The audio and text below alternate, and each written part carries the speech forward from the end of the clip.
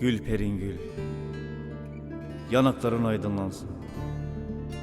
Karayı maviye, yeşili düşlerine süsle. Vursun kalaslarıyla, coplasın her yanın. Bir sevgiliye dokunmamış nasırlı ellerinin kinileceksin.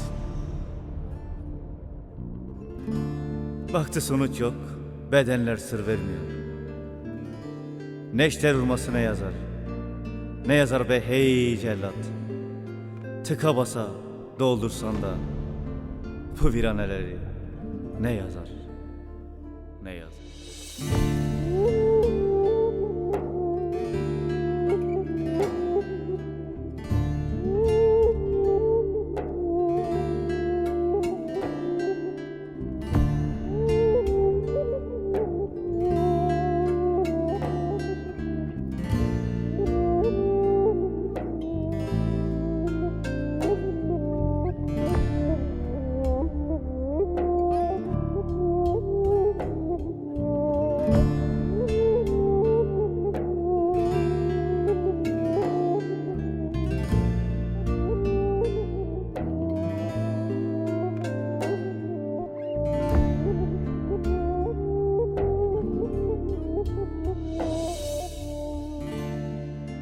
Gül perin gül, yanakların aydınlansın.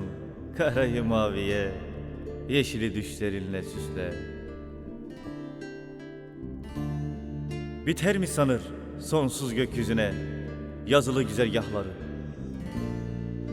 Bu can, bu can bu yürek, bu tende oldukça kavga biter mi? Biter mi hey cennet?